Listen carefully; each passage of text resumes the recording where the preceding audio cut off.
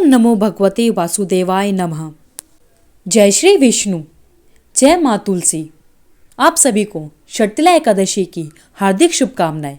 भगवान विष्णु और माँ तुलसी की आप सभी पर कृपा बनी रहे। तुलसी माता की पूजा की अनेक कथाएं प्रचलित हैं। तो यहाँ पर तुलसी माता की कथा सुनाते हैं। के व्रत के दिन माँ तुलसी की कथा सुनना बहुत ही शुभ माना गया है और कहा जाता है कि तुलसी माता की कथा सुने बिना एकादशी का व्रत अधूरा होता है।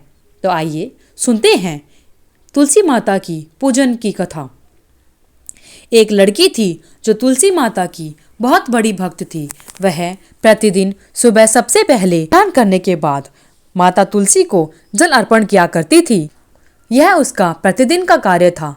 इसके बिना वह अन्य कोई कार्य पहले नहीं किया करती थी। बार जब उस लड़की का विवाह हुआ तो वह लड़की अपनी माँ से बोली, माँ, मैं तुलसी का पौधा अपने साथ ले जाना चाहती हूँ, क्योंकि यह मात्र एक पौधा ही नहीं बल्कि यह मेरी तुलसी माता है। उनकी माँ बोली, ठीक है बेटी, भी इस गमले को अपने साथ ले जाओ। यह तुलसी माता सदैव तुम्हारी रक्षा करेंगी। जब लड़की अपने ससुराल पहुंची तो वह अपनी पूजा पाठ करके सभी कार्य वैसे ही करती रही जैसे वह अपने मायके में करती थी। वह सर्वप्रथम तुलसी माता की पूजा करती थी, उसके बाद ही घर के अन्य कार्य किया करती थी।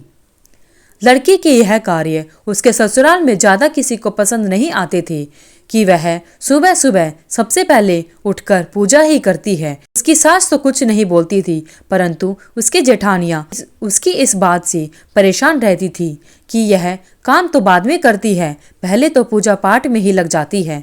उस लड़की की दो जेठानियाँ थीं। दोनों ने तय किया कि हम इसकी तुलसी माता को यहाँ से हटा देंगे, जिसकी वजह से यह पूजा नहीं कर पाएगी। दूसरे दिन जब लड़की जागी तो उसने देखा कि उसकी तुलसी माता नहीं मिल रही। वह काफ़ी रोई, इधर उधर ढूंढा, परंतु उसके तुलसी माता नहीं मिली। तब उस दीवार के पीछे तुलसी का पौधा थोड़ा सा दिखाई पड़ा। समझ गई कि मेरी तुलसी माता यहीं पर है। उन्होंने वहाँ से तुलसी माता को लाकर उसकी पूजा आराधना की जगह पर रख दिया। उसके बाद उसकी पूजा आराधना की। उसके बाद जल ग्रहण किया। जब उसके जेठानियों ने ताने मारते हुए कहा कि आज तो तुमने पूजा नहीं की और जल ग्रहण कर लिया, तो वह लड़की बोली, भाभी, मैंने पूजा कर ली और मुझे तुलसी माता मिल गई थी। तो उनकी जेठानी बोली, मैंने तो उसे छुपा दिया था, तो उसे वह कैसे मिल गई? उस लड़की ने कहा, नहीं, माता ने मुझे दर्शन दिया और मैंने उनकी पूजा कर ली। वह लड़की बहुत ही निर्मल स्वभाव की थी। उसके मन में किसी के लिए कोई भी द्वेष नहीं था। लड़की की इतनी पूजा पाठ से उसके जेठानी बहुत ही ज़्यादा परेशान हो गई। एक बार उन्होंने तय कर लिया कि हम इस तुलसी के पेड़ को बाहर फेंक देंगे। उन्होंने जब इस तुलसी के पेड़ को बाहर फेंक दिया, जब लड़की स्नान करके दूसरे दिन पूजा करने आई तो उसने देखा कि उसकी तुलसी माता वहाँ पर नहीं है। वह बहुत अधिक रोई और माता से प्रार्थना करने लगी कि माँ, मैं आपके बिना कैसे रहूँगी। तत्काल माता रानी ने उसे आशीर्वाद देते हुए कहा, बेटी, तू चिंता ना कर, तेरे चारपाई के चारों पाँव में तुलसी का पौधा आ जाएगा। तू उनकी पूजा करना, तू परेशान मत हो, मैं तुम्हारे साथ हूँ। उस तुलसी के पौधे को कोई भी नहीं हटा पाएगा। लड़की प्रसन्न हो गई। उसने जब अपने कमरे में जाकर देखा तो उसे वहाँ 4 पौधे दिखाई पड़े, जिसकी उसने पूजा आराधना की। उसके बाद जल ग्रहण किया। जब उसकी जेठानियों ने उसे जलपान करते हुए देखा तो उन्होंने पूछा कि तुमने जलपान कैसे कर लिया? तुमने तो पूजा भी नहीं की है। लड़की सब समझती थी, परंतु उसने बड़ी नम्रता से कहा, नहीं भाभी, मैंने माता की पूजा कर ली है। जेठानी ने कहा, परंतु यहाँ पर तो तुलसी नहीं थी, तो तुमने पूजा कैसे कर ली? तो उस लड़की ने कहा, तुलसी माता मेरी गायब हो गई थी। मैंने उन्हें बहुत ढूंढा पर वे नहीं मिली, पर माँ मुझ पर दयाल थी, इसलिए उन्होंने मुझे आशीर्वाद दिया कि तू चिंता मत कर, तेरे चारपाई के चारों पाँवों में तुलसी का पौधा आ जाएगा और उसे पौधे को कोई हटा नहीं पाएगा, जिससे तुम आसानी से हमेशा पूजा कर पाओगी। यह सुनकर जेठानियाँ बड़ा आश्चर्यचकित हुई। उन्होंने कहा, मुझे भी माता के दर्शन कराओ। जब जाकर उन्होंने उसके कमरे में देखा तो वे बड़ी अचरज में रह गई और उन्होंने अपने देवरानी के चरण पकड़ लिए और उनसे माफ़ी मांगने लगी कि तुम्हारी तुलसी के पौधे को मैंने ही उखाड़ कर बाहर फेंक दिया था। हम सब नहीं चाहते थे कि तुम तुलसी की पूजा करो, हमें क्षमा कर दो क्योंकि तुम हमेशा पूजा करती रहती थी, इसलिए हम तुम्हारे पीछे पड़े हुए थे। लेकिन आज हम समझ गए हैं कि तुम भगवान की बहुत बड़ी भक्त हो और तुलसी तुम्हारी माता है। और अब हमें क्षमा करते हुए तुलसी माता हम पर भी अपनी कृपा करे। हम लोग नास्तिक थे इसलिए पूजा नहीं करते थे, परंतु तुम भगवान की असीम भक्त हो। जैसे तुलसी माता तुम पर कृपा करती हैं वैसे ही हम सब पर भी कृपा करें।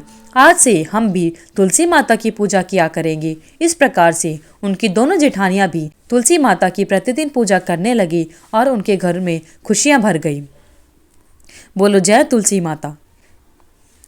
हे तुलसी माता, जिस प्रकार आपने उस कन्या पर अपनी कृपा बनाई उसी प्रकार आपकी कथा को सुनने वाले सभी पर अपनी कृपा बनाए रखना। आइए सुनते हैं तुलसी माता की एक अन्य कथा। एकादशी के दिन सुहागिन महिलाएं तुलसी के गमले को अच्छी तरह साफ करके गेरू से रंगने के साथ ही तुलसी को पीले रंग की चुनरी पहनाकर उसकी मांग भरकर अपना सुहाग मांगती हैं। एक परिवार में ननंद भाभी रहा करती थी। ननंद तुलसी जी की बहुत बड़ी भक्त थी।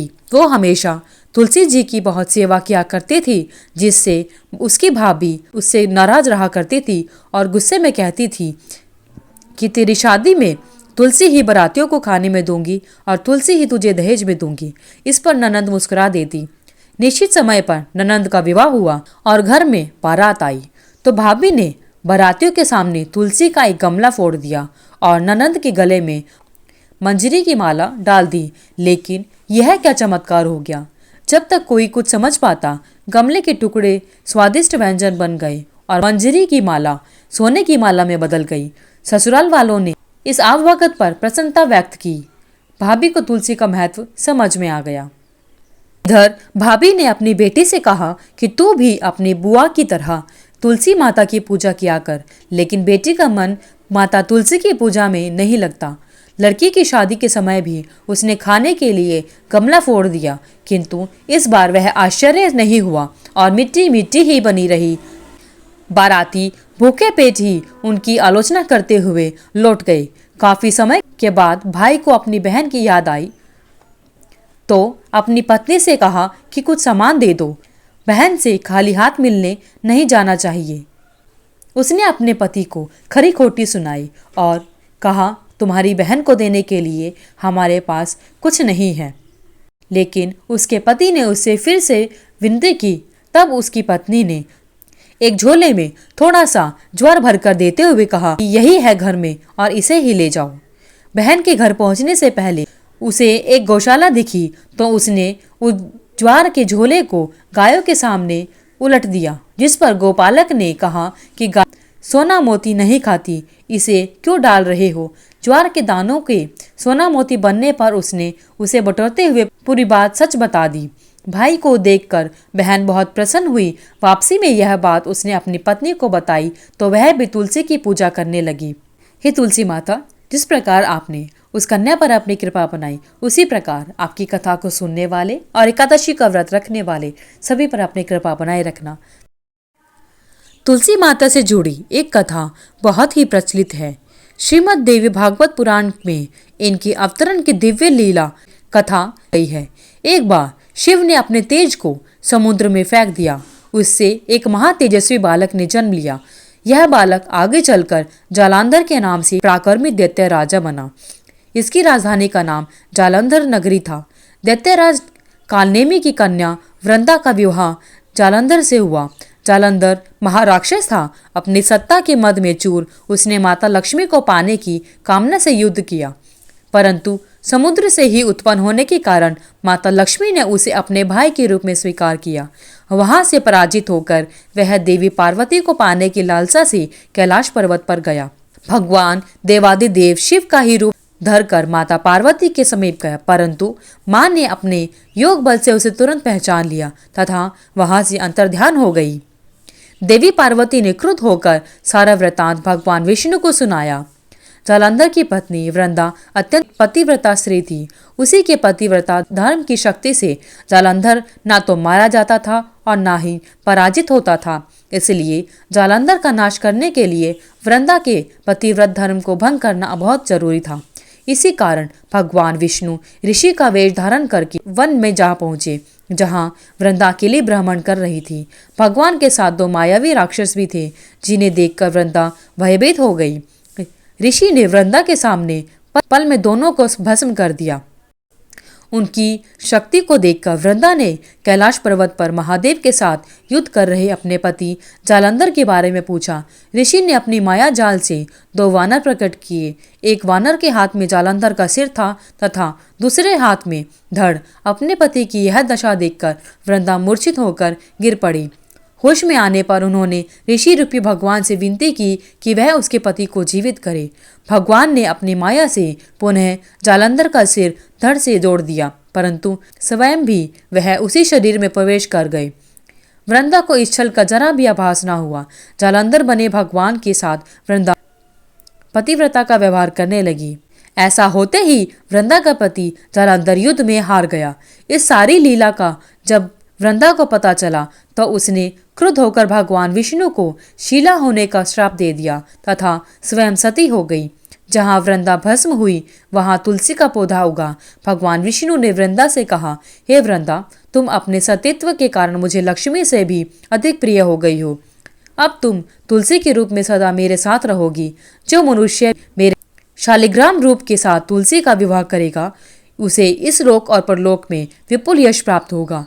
जिस घर में तुलसी होती है वहां यम के दूत भी असमय नहीं जा सकते। गंगा व नर्मदा के जल में स्नान तथा तुलसी का पूजन बराना जाता है। चाहे मनुष्य कितना भी पापी क्यों ना हो, मृत्यु के समय जिसके प्राण मंजरी रहित तुलसी और गंगा जल मुख में रखकर निकल जाते हैं, वह पापों से मुक्त होकर वैकुंठ धाम को प्राप्त होता है। जो मनुष्य तुलसी व आंवलों की छाया में अपने पितरों का श्राद्ध करता है, उसके पितृ मोक्ष को प्राप्त हो जाते हैं। उसी दैत्य जालंधर की यह भूमि जालंधर नाम से विख्यात है। सती वृंदा का मंदिर मोहल्ला कोट किशनचंद में स्थित है। बोलो श्री हरि भगवान विष्णु की जय, माता लक्ष्मी की जय, बोलो तुलसी माता की जय।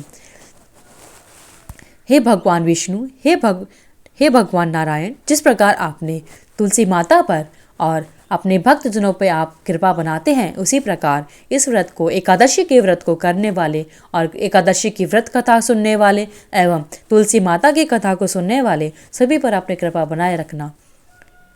धन्यवाद। अगर आपको वीडियो अच्छी लगी तो वीडियो को लाइक करें, शेयर करें, चैनल को सब्सक्राइब